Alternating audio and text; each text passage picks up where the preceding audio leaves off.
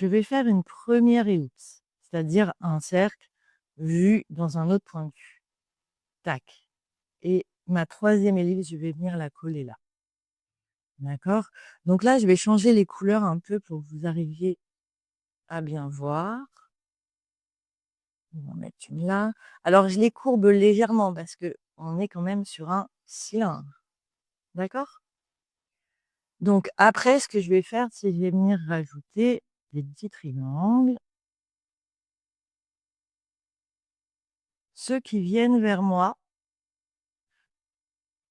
je les couche vers l'avant et je relève légèrement ceux qui sont vers l'arrière. Donc je vais aussi enlever, c'est-à-dire je vais créer des vides. Voilà, tout doucement, tac. Donc ça, ce que je dessine en vert, c'est ce que je vais enlever. Je ne vais pas les suivre. Je vais venir faire 2 contre-ellipses qui vont être ce que je vais enlever. Donc ça, c'est une zone que je vais enlever. Ça, c'est une zone que je vais enlever. Je vais pouvoir venir remettre un bout là. Et là, je n'ai plus qu'à suivre mes traits. Donc là, je vais faire comme ça. J'essaye de blobloter, je dis.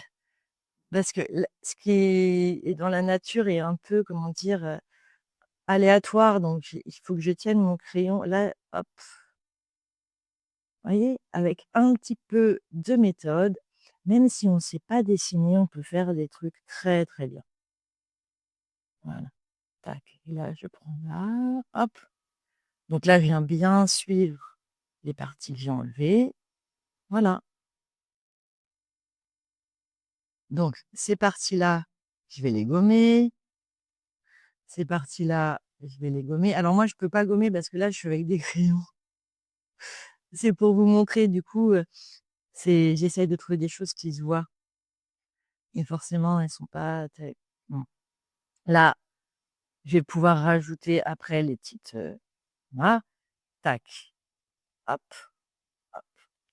Alors, sur cette partie-là, vous savez, j'ai déjà fait un tuto sur les feuilles. On fait comme un espèce de petit cerf-volant. Vous savez, comme ça.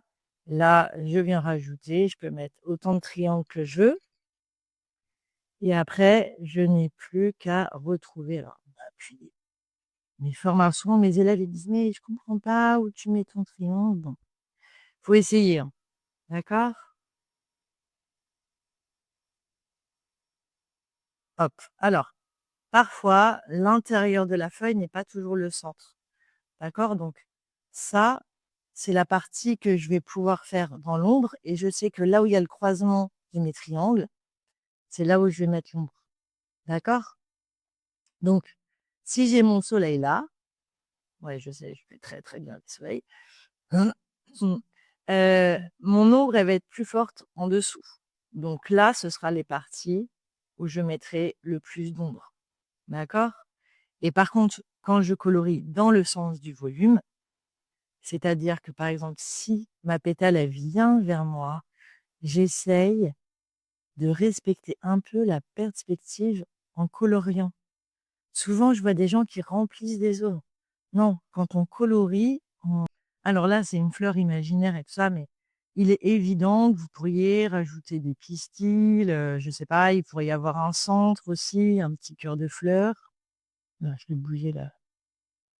Voilà. Et bien sûr, cette variable, elle va arriver, peu importe la forme qu'on va donner.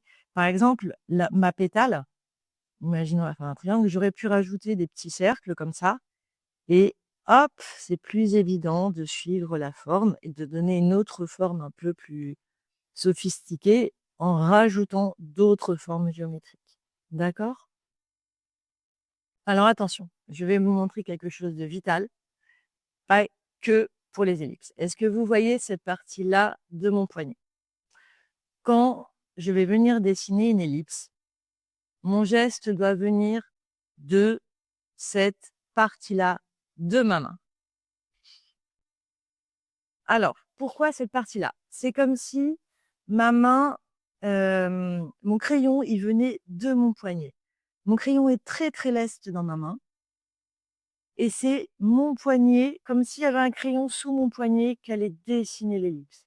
Et mon crayon, je le tiens à peine. D'accord? Et c'est lui qui va dessiner les ellipses, mais je ne dessine pas à partir de la main, je dessine à partir de mon poignet. C'est un peu le secret de l'ellipse, c'est à la fois un élément de rapidité.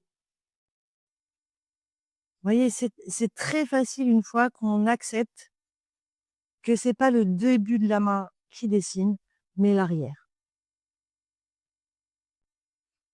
Bon, les aventuriers de l'art, je vous souhaite plein de bonnes aventures artistiques et à une prochaine vidéo.